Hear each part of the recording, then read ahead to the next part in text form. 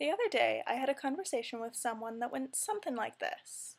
I really, really hate it when people say that they want a relationship like the Joker and Harley Quinn. Yeah, I do too. Don't they realize that the Joker doesn't actually like her because she's stupid and useless? Well, it's an abusive relationship.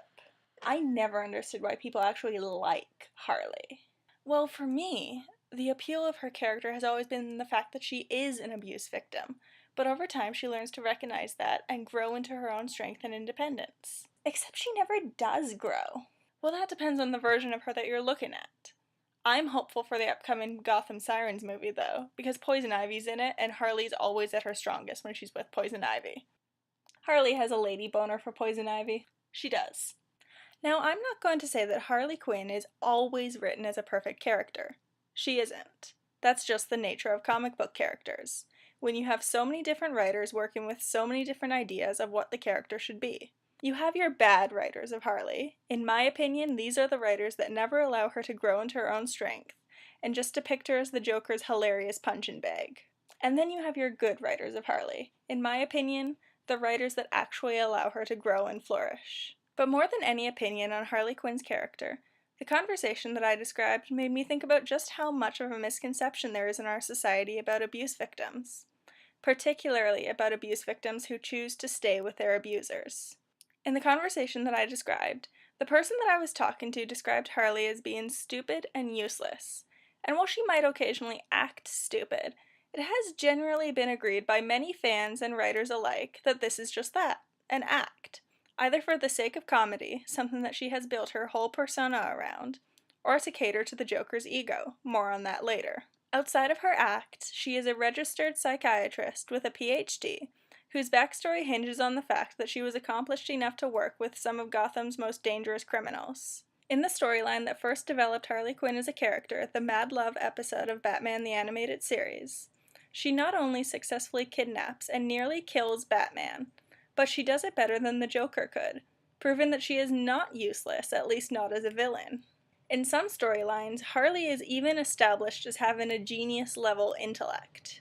So really, the only reason that I can think for Harley being described as stupid or useless would be because she chooses to stay with the Joker.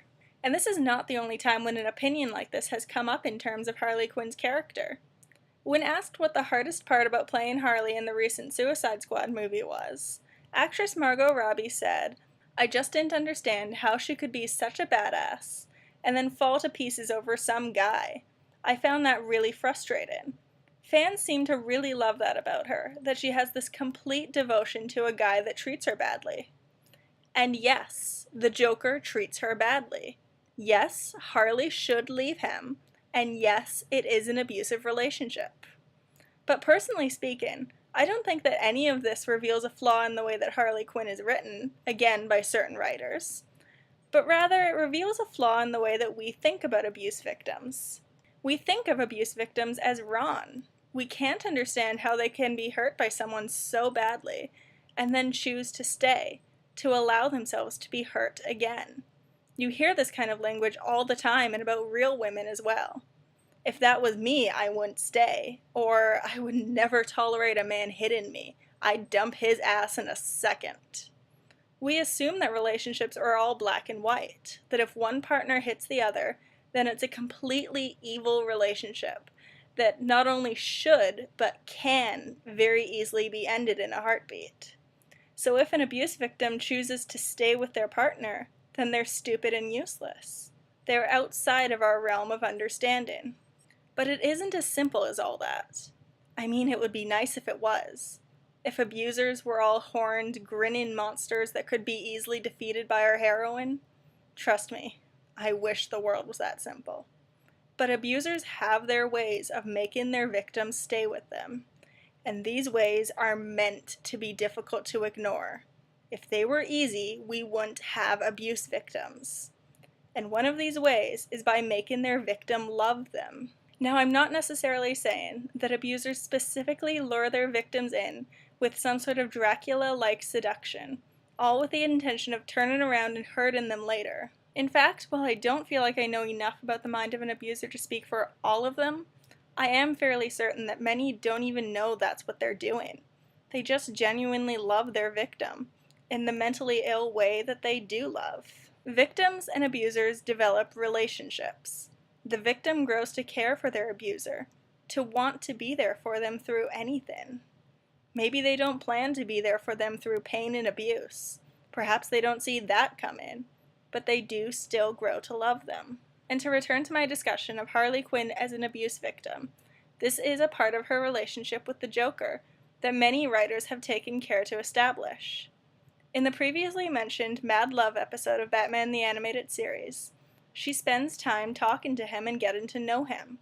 She begins to feel sorry for him because of a reported abusive childhood, and then she feels sorry for him because he continues to get beaten and abused by Batman. She begins to love him, and she even develops a desire to protect him along the way. But this love is not the only method that abusers use to make their victims stay with them. There is a method of abuse known as gaslighting, where an abuser will gradually manipulate a person into questioning their own sanity, their own mind. They will use little tactics over time to make the victim wonder about their own competence, and they will eventually come to feel dependent on the abuser. For example, an abuser might say something insulting to their victim, and when their victim later confronts them about it, the abuser will deny ever having said it at all. This will effectively make the victim paranoid about whether or not they made it up in the first place, whether or not they can trust their own mind and memory. So later on, when their abuser is again cruel, they find themselves wondering if they really were cruel, or if they made it up in their own mind. Abusers will tear down their victim's self-esteem. They will make them feel as though they are stupid, worthless, ugly, and that they can't do any better than their abuser. A lot of this comes from the abuser's fear that their victim will leave them, and so they need to make them realize just how much they actually need them, because they're the only ones who really love them, or who really have their victim's best interests at heart. Again, this method is seen in the Mad Love episode of Batman the Animated Series. Harley borrows one of the Joker's plans for killing Batman, and not only that, but she improves on it, so that this plan actually succeeds, something it didn't do when the Joker tried it.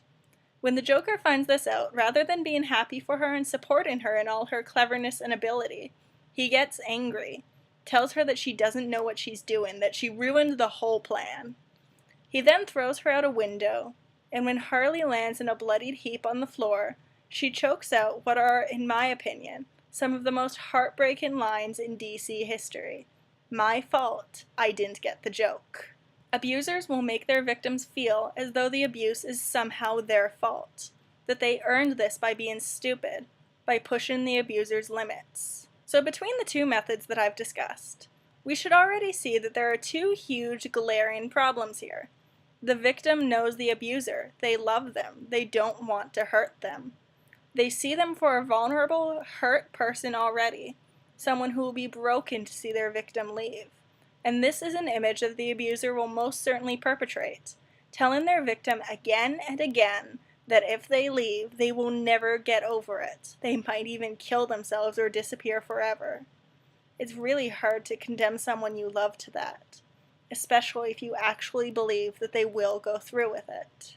And then on top of that, the victim already has low self-esteem, something that they might have come into the relationship with already, but which most certainly hasn't been helped by the abuser.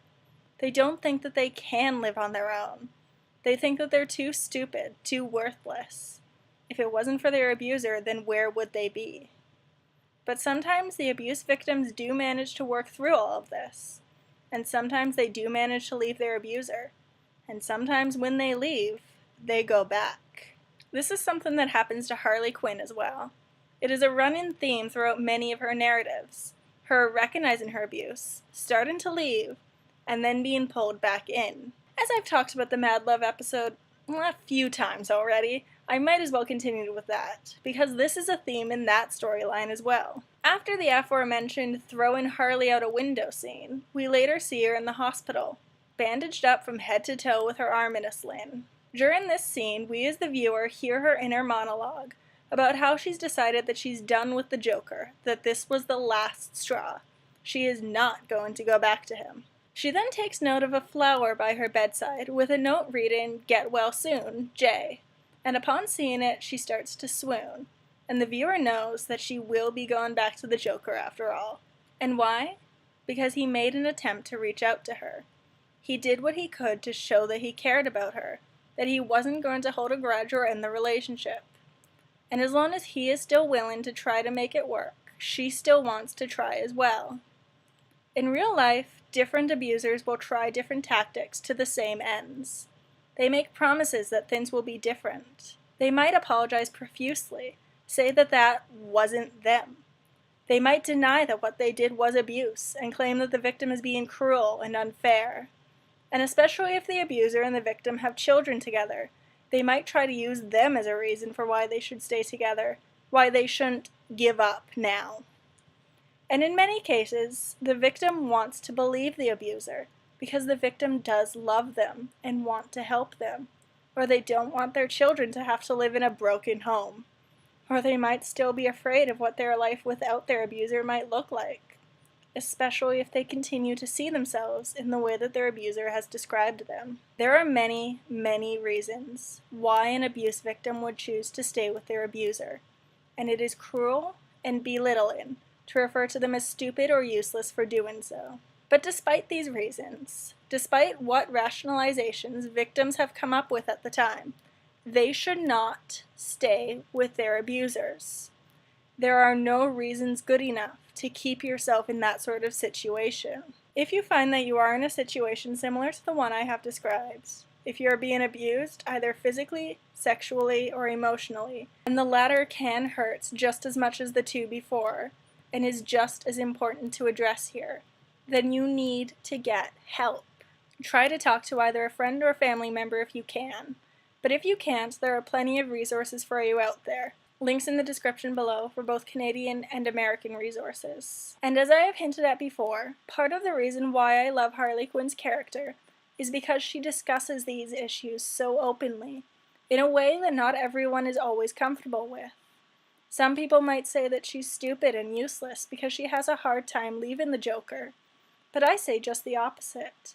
She is a necessary character in our media because she shows just how hard it is to leave an abusive scenario. And more than that, especially in recent comic book or video game adaptations, she has managed to separate herself from her abusive past. In her comic book solo series, Harley Quinn number 25, for those of you who are curious, Harley actually confronts the Joker and decides once and for all that she is absolutely done with him, that she will never have anything to do with him again. And in the recently released video game Injustice 2, Harley Quinn not only has her own gain and her own independence, but she actually reveals, through an encounter with Scarecrow, a villain who is capable of forcing people to experience their worst fears, that her greatest fear in life would be returning to the state that she was in when she was with the Joker.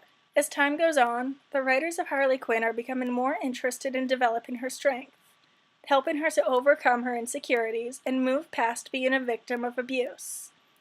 And that is such an important image for us to have in our media, because too often victims of abuse feel as though they can't stand on their own, as though they aren't strong enough. And Harley Quinn is proof that you can do it. You can pull through. You can build yourself back up again, and you can look fabulous doing it too.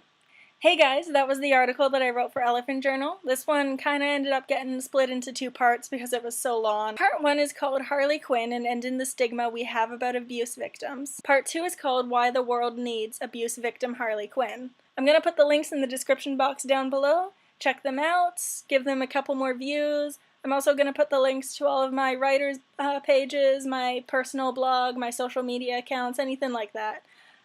I hope that it's not too obvious that I'm losing my voice.